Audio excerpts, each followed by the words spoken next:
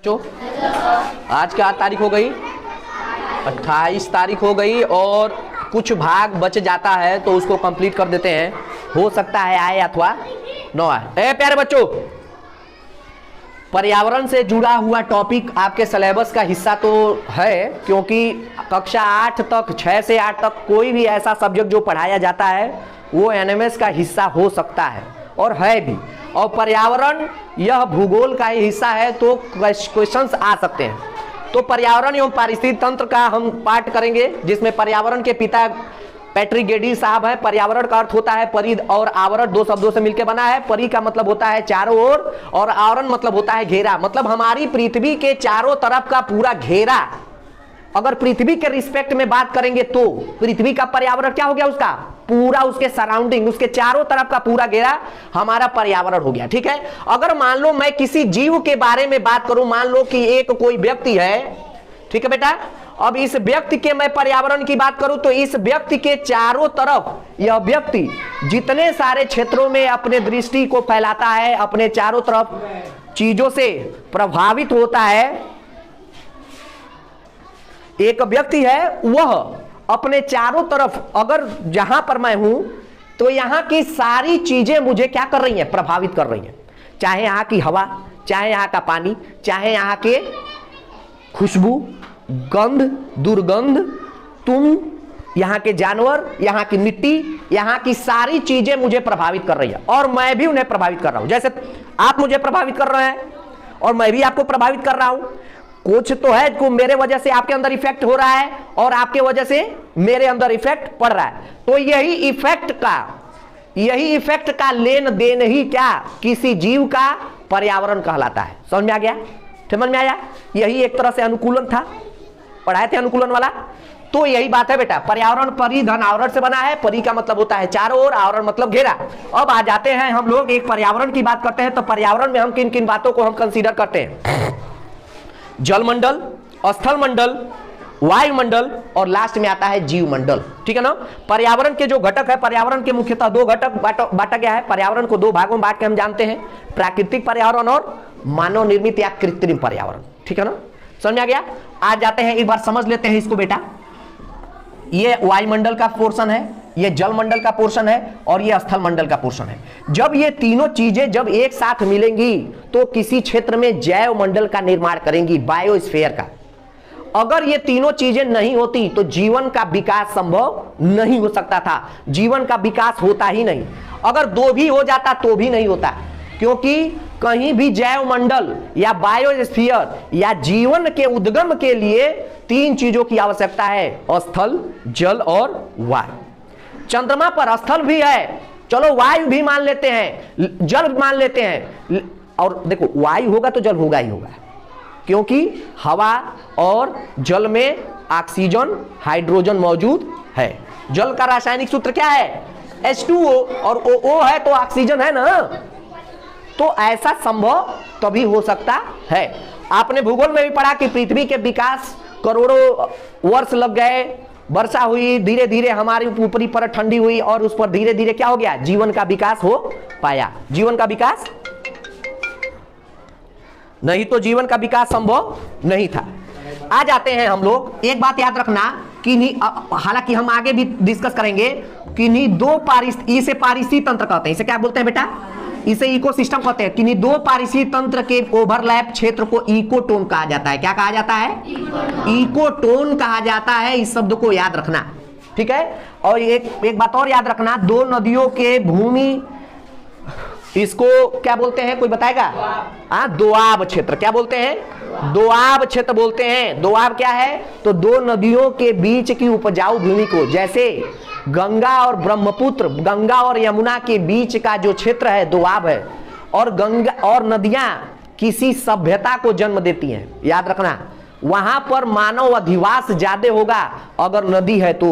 नदी के किनारे बैठने से मनुष्य की सारी समस्याएं खत्म होती हैं। ठीक है ना। ये बात याद रखिएगा। तो समझ में आ गया ये। अब आते हैं पर्यावरण के संगठक या पर्यावरण के कंपोनेंट क्या है। मतलब पर्यावरण जिसे हम चर्चा कर रहे हैं, जो भी चारों तरफ आवरण है, वह चारों तरफ का आवरण किससे किससे घिरा है। तो इन सभी घिरे हुए आवरण, कुछ निर्जीव होगा, कुछ सजीव होगा और कुछ ऐसा होगा जिसे बहुत ही महत्वपूर्ण हिस्सा माना जाएगा। तो किन किन बातों से पर्यावरण घिरा हुआ है किसी भी जीव का, चाहे हमारा, अपने आप पर इंप्लीमेंट करके देखिए। तो बायोटिक मतलब जैविक घटक, अजैविक घटक या भौतिक घटक। भौतिक घटक मतलब जिसे स्पर्श किया जा सकता है, जिसे देखा जा सकता है, छुआ जा सकता है। और तीसरा है ऊर्जा का घटक। हमारा पर्यावरण, जैसे मेरा पर्यावरण इन्हीं 3 बिंदुओं से घिरा हुआ है। मैं सूर्य से घिरा हूं, मैं हवा से घिरा हूं, मैं मिट्टी से घिरा हूं और तुम्हारे जैसे जीवों से भी घिरा हूं। ठीक है ना, ये मेरा पर्यावरण है। तो इन्हीं को 3 भागों में मैंने बांट दिया, बायोटिक, अबायोटिक, ठीक है, और तीसरा एनर्जी। तो जैविक में क्या क्या आ जाते हैं, पेड़ पौधे या पादप, जीव जंतु और कुछ सूक्ष्म जीव आते हैं, बैक्टीरिया, ठीक है ना, अब घटक आते हैं। और जैविक घटकों में क्या क्या, जिन्हें अजैविक मतलब जिन्हें भौतिक, जिन्हें हम छू सकते हैं, फिजिकल कंपोनेंट, जल, मिट्टी, वायु। हालांकि वायु को हम छू नहीं सकते, लेकिन ये भी क्या है, किसमें आएगा, वायु को महसूस तो किया जा सकता है ना। और उसके बाद क्या हो जाएगा, खनिज, क्या हो जाएगा, ये सभी चीजें अजैविक घटक में आते हैं। आपसे प्रश्न यही पूछ देगा कि पर्यावरण के कितने घटक हैं, ये तीसरा छोड़ दो, 2 घटक है, ठीक है ना, जैविक घटक और अजैविक घटक, प्राकृतिक। और अब आ जाते हैं हम लोग ऊर्जा में। हमने क्या रख दिया, सौर ऊर्जा को। पृथ्वी पर समस्त ऊर्जा का एक ही केंद्र है, क्या, सूर्य। क्या, सूर्य। आपसे यह प्रश्न 100% पूछेगा कि पृथ्वी पर समस्त ऊर्जा का केंद्र क्या है, कहां से सभी चीजों को ऊर्जा मिल रही है, सूर्य से। अगर सूर्य नहीं होता तो यहां पर जीवन भी नहीं होता, ठीक है ना। तो समस्त ऊर्जा का केंद्र क्या है बेटा, सौर ऊर्जा। भूतापीय ऊर्जा पृथ्वी की, ठीक है ना। तो ये हमारे क्या हो गए, पर्यावरण के कंपोनेंट हो गए या उसके संघटक हो गए। अब आ जाओ बेटा, हम ये जो जैविक घटक की बात कर रहे हैं, उन जैविक घटकों को भी अलग दृष्टि से पढ़ सकते हैं, स्वपोषी और परपोषी। स्वपोषी मतलब जो अपना भोजन स्वयं बनाते हैं, ये वास्तव में उत्पादक होते हैं। क्या होते हैं बेटा, उत्पादक होते हैं, अपना भोजन स्वयं बनाते हैं और अपना भोजन बनाने के लिए सूर्य का प्रकाश लेते हैं, सूर्य का प्रकाश लेकर प्रकाश संश्लेषण करते हैं। इस प्रक्रिया के दौरान वह जड़ के, अपने जड़ के रास्ते से जल को ग्रहण करते हैं, खनिज तत्वों को ग्रहण करते हैं और पत्तियों के द्वारा, पत्तियों पे उपस्थित उनके पत्तियों में क्या होता है, क्लोरोफिल होता है, उसके कारण से वो हरे होते हैं। वो एक तरफ से एक केंद्रक टाइप का होता है, उसमें से क्या करते हैं, वो ऑक्सीजन को छोड़ते हैं और कार्बन डाइऑक्साइड को ग्रहण करते हैं। यह पूरी प्रक्रिया प्रकाश संश्लेषण कहलाती है। फोटोसिंथेसिस प्रोसेस में क्या होता है, यह कार्बन डाइऑक्साइड को लेगा और वह ऑक्सीजन को छोड़ेगा, समझ में आया, और अपने लिए भोजन तैयार करता। आपसे यही पूछा जाएगा, ठीक है ना। पत्तियों का रंग हरा क्यों है, क्लोरोफिल के कारण। तो सूर्य के कारण ही पत्तियां अपना भोजन बना पा रही हैं और यही एकमात्र धरती पर जीव हैं जो अपना भोजन स्वयं बनाने में सक्षम। इन्हें कहीं जाने की आवश्यकता, किसी पे निर्भर की आवश्यकता, इनकी निर्भरता केवल और केवल किस पर है, सूर्य पर। किस पर है, सूर्य के पर भी नहीं, सूर्य के प्रकाश पर। अगर सूर्य का प्रकाश नहीं मिलेगा तो ये भी अपना भोजन बना। आपसे अगर पूछ दिया जाए कि गर्मी अगर बढ़ने लगे, वैश्विक तापमान बढ़ रहा है, तो क्या होगा, पौधों की मात्रा बढ़ती जाएगी। क्या होगा, पौधों की मात्रा बढ़ती जाएगी, प्रकाश संश्लेषण की दर बढ़ जाएगी, अधिक से अधिक प्रकाश संश्लेषण होगा, अधिक से अधिक पत्तियां जन्म लेंगी और पौधों का विकास होगा। लेकिन साथ ही साथ आग भी, जीव खत्म भी होंगे ना। तो उत्पादक समझ में आ गया। और परपोषी क्या होते हैं, जो स्वपोषियों पर निर्भर होते हैं, ये अपना भोजन स्वयं नहीं बना सकते, ठीक है ना। इन्हें उपभोक्ता कहते हैं। उपभोक्ता के आधार पे, इस श्रेणी के आधार पर अब जीवों को 4 भागों में बांटा गया। कितने भागों में, 4 भागों में। प्राथमिक उत्पादक, द्वितीयक उत्पादक और प्राथमिक उपभोक्ता, द्वितीयक उपभोक्ता, तृतीयक उपभोक्ता और चतुर्थ उपभोक्ता अर्थात अपघटक, एक्सवेंजर, जो अपघटित करते हैं, जो डाइजेस्ट करते हैं। क्या करते हैं, डाइजेस्ट कर। प्राथमिक उत्पादक अर्थात शाकाहारी। शाकाहारी का मतलब यह नहीं कि मांस खाएगा, मांस नहीं खाना। शाकाहारी का मतलब मांस नहीं खाना तो ही है। शाकाहारी का मतलब जिसमें स्टार्च, सेल्यूलोज पचाने की क्षमता है, ठीक है। शाकाहारी जीव ये है। वो किस पर निर्भर होते हैं, घासों पर। घास पत्तियों में क्या मिलता है, सेल्यूलोज, स्टार्च, ठीक है बेटा। अब आ जाते हैं द्वितीयक उपभोक्ता। द्वितीयक उपभोक्ता मतलब मांसाहारी।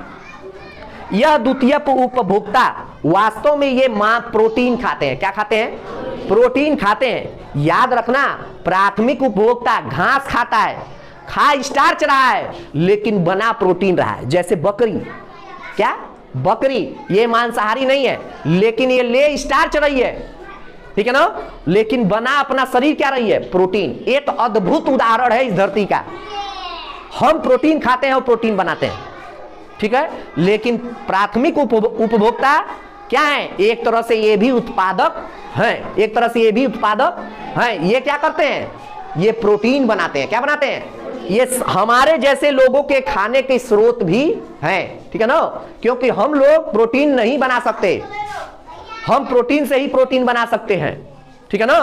तो क्या है, हम जैसे प्रोटीन की कमी हो जाए, हमने बताया था प्रोटीन दो तरह के होते हैं, बताए थे ना, आवश्यक प्रोटीन और एक अनावश्यक प्रोटीन, बताया था ना। आवश्यक प्रोटीन मतलब चाहिए, अनावश्यक प्रोटीन मतलब जो हमारे शरीर में बनता, ये सब हमने पढ़ा दिया था, देख लीजिए, ठीक है बेटा। तो मांसाहारी होते हैं, मांसाहारी का मतलब ये क्या? केवल मांस खाएंगे, केवल मांस, और कुछ नहीं खा सकते। उन्हें दूध पिलाने जाओ नहीं पिएंगे, ठीक है। उन्हें कहो घास खा लो, रोटी खा लो, नहीं खाएंगे, मर जाएगा लेकिन खाएगा नहीं। तृतीय उपभोक्ता अर्थात सर्वाहारी कहा जाता है, जैसे हम, जैसे मानव, कुत्ता, ठीक है ना। उसके बाद आते हैं अपघटक, जीवाणु, बैक्टीरिया, ठीक है, ये सब क्या है? अपघटक के उदाहरण है। ये पोर्शन इसलिए किया जा रहा है कि कुछ टॉपिक ऐसे हैं जो आते हैं, जैसे प्रदूषण से भी प्रश्न आएंगे, ठीक है ना, तो वो जानना बहुत जरूरी है। आइए अब पारिस्थितिकी के बारे में जानते हैं। हमने पर्यावरण के बारे में जान लिया, पर्यावरण से जितना जुड़ा हुआ विषय आपसे आता है आ जाएगा। सेम वही चीज इसमें भी पढ़ना है लगभग। पारिस्थितिकी, इकोलॉजी, पारिस्थितिक अध्ययन को क्या कहते हैं? इकोलॉजी कहते हैं। पारिस्थितिकी शब्द सबसे पहले अर्नेस्ट हैकल ने दिया था 1869 में।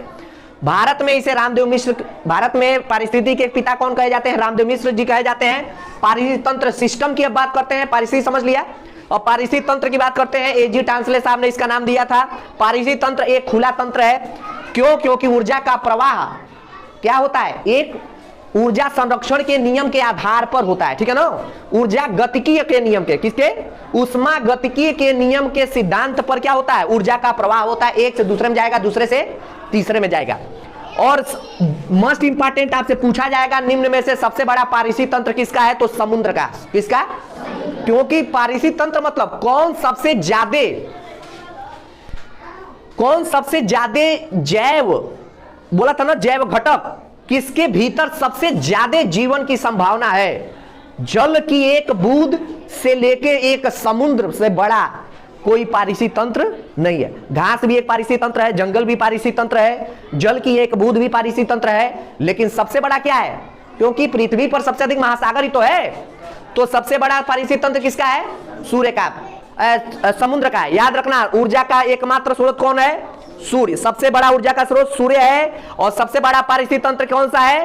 तो तुमसे यही पूछेगा, तुमसे ये नहीं पूछेगा, ठीक है, तो याद रखिएगा। अब आ जाइए, ऊर्जा का प्रवाह होता है और पोषक तत्वों का जो भी भोजन किया गया है, जो भी न्यूट्रिशन प्राप्त किया है जीव, वह कैसे होगा? तो चक्रीय क्रम में होगा। कैसे हुआ? चक्रीय क्रम का मतलब यही होता है, ठीक है बेटा, एक से दूसरे में जाएगा, दूसरे से तीसरे में जाएगा, ठीक है ना। लेकिन ऊर्जा का प्रवाह सीधा होता है, ठीक है। अब आ जाते हैं पारिस्थितिक तंत्र के घटक में, अजैविक घटक और जैविक घटक। थोड़ा करेक्शन कर लेना, वहां पे अजैविक का मतलब भौतिक घटक मतलब ये कर दिया मैंने। जैविक, अजैविक घटक का मतलब जिसे स्पर्श छुआ नहीं जा सकता है, फील किया जा सकता है। क्या किया जा सकता है? महसूस कर सकते हैं हम, फील कर सकते हैं, लेकिन स्पर्श नहीं कर सकते हैं। जो जैविक घटक है उन्हें स्पर्श किया जाएगा, ठीक है ना। तो प्रकाश, तापमान, जल, जल में क्या होता है? ऑक्सीजन, कार्बन डाइऑक्साइड और आर्सेनिक, ठीक है। हमने बता दिया था, आपसे प्रश्न आ जाए कि आर्सेनिक सबसे अधिक किस राज्य में होगा? तो बंगाल में होगा। क्यों? क्योंकि वहां पे सारे भारत की सारी नदियां उधर ही जाके, लगभग ऊपर की सारी नदियां किधर जाके बहती हैं? बंगाल की खाड़ी में जाके मिलती हैं। समझ में आ गया बेटा? मृदा, खनिज, गुरुत्वाकर्षण बल या ऊर्जा। जैविक में आ जाते हैं तो पादप है, जिन्हें उत्पादक कहते हैं, उपभोक्ता जैविक घटक हैं, और अपघटक, एक्सकेवेंजर, अपघटक, जीवाणु और परजीवी जो मार के खाते हैं, ठीक है ना। कार्बोहाइड्रेट, प्रोटीन, वसा, विटामिन, ये सब क्या है? जैविक घटक। क्या है बेटा? जैविक घटक पारिस्थितिक तंत्र का। ये पारिस्थितिक तंत्र में जो काम करते हैं जैविक घटक, उसमें ये आ जाएंगे, और जैविक घटक में ये आ जाएंगे। और कुछ और बातें याद कर लीजिए। पर्यावरण संरक्षण अधिनियम आपसे पूछा जाएगा, कब आया था? कब आया था? हम थोड़ा सा, हम कुछ बातें बता दे रहे हैं, उसको नोट कर लो फटाक से बेटा। नोट कर लो, लिखो तो। वन्य जीव संरक्षण अधिनियम 1972, वन्य जीव संरक्षण अधिनियम 1972 मतलब जीवों को, वन्य जीव मतलब जंगल के जीवों को संरक्षित किया जाएगा। अब उन पर कानून बनाया गया है कि कोई मार नहीं सकता है। कब हुआ था? 1972 में, और इसमें संशोधन 1992 में हुआ था। ठीक है ना? आ जाओ। प्रोजेक्ट टाइगर मतलब टाइगर, 29 जुलाई को मनाते हैं टाइगर दिवस, लिख लो प्रोजेक्ट टाइगर। ये प्रोजेक्ट टाइगर कह दे या फिर बाघ संरक्षण अधिनियम कह दे। ठीक है बेटा, लिख लो 1900 बाघ संरक्षण अधिनियम 1973। और सबसे अधिक बाघ कहां है? मध्य प्रदेश। ठीक है ना? मध्य प्रदेश सबसे अधिक जंगल है, लिख लो प्रोजेक्ट टाइगर या बाघ संरक्षण अधिनियम 1973।